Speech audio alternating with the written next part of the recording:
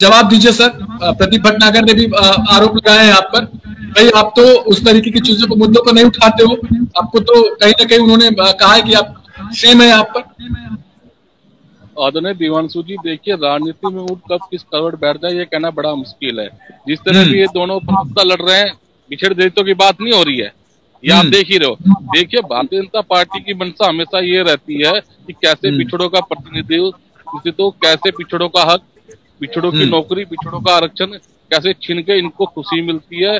पिछड़ों का नहीं दलितों का भी हक छीनेंगे, क्योंकि इनके एजेंडे में दलित और पिछड़ा है ही नहीं। भारतीय जनता पार्टी के एजेंडे में दलित और पिछड़ों का एजेंडा नहीं है।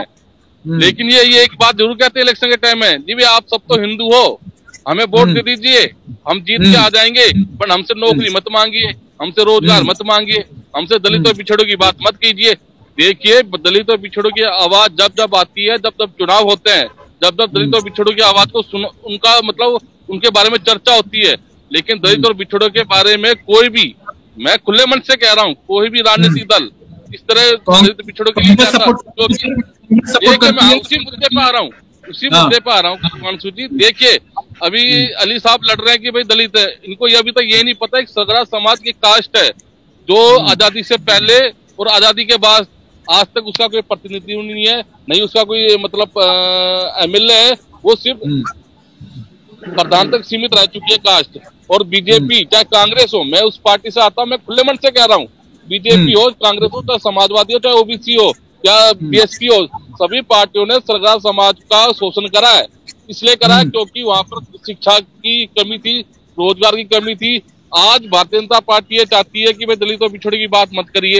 इनके कौन से बिरादरी की बात करें, थोड़ा मैं रोकना चाहूंगा। इस लिस्ट में कांग्रेस भी शामिल है? बिल्कुल है, इसमें कोई दोहरा ही नहीं है। हाँ नहीं, सिख समाज की बात कर रहे हैं, सरदार की बात कर रहे हैं, सरगरा समाज। पाया मैं कौन सा समाज? सरगरा समाज है, सरगरा समाज। ये कौन सा समाज? जो SC ST में आती है वो सब स्टेट में है। लेकिन अभी आपको नहीं पता, आपको तो सिर्फ राजभर की पार्टी में, तो राजभर की जो है उसी के बारे में आप सोचोगे। पहली बात, कहाँ से लेके आए हो, तो आप बताओगे ना। भारतीय जनता पार्टी जो मैनिफेस्टो है उसमें इन्होंने कहा था कि हम जाति गणना कराएंगे, आज तक नहीं हुआ। इन्होंने कहा था कि भाई हम रोहिणी आयोग का हम गठन करेंगे, पिछड़ों दलितों का आयोग का गठन करेंगे। प्रदीप से पूछिए आपकी कहाँ सरकार है, कहाँ आपने गठन करा, जवाब दीजिए। और सवाल तो प्रदीप जी से पूछना चाहिए, सरकार इनकी है, ओबीसी आरक्षण को लेकर कांग्रेस को जवाब देना चाहिए। ठीक है, मेरा सवाल आपसे यह है कि ओबीसी आरक्षण को लेकर कांग्रेस का क्या स्टैंड है? देखिए जो सुप्रीम कोर्ट के अंदर जो जजमेंट चल रहा है, अगर ये आरक्षण अगर सही पैरवी करते तो आरक्षण खत्म नहीं होता। देखो उसके एक कारण मैं बताना चाहूंगा दिवांशु जी, ये अभी ये कहेंगे कि टिल पर टेस्ट नहीं हुआ। जिस नगर निगम में 84 गांव आ जाते हैं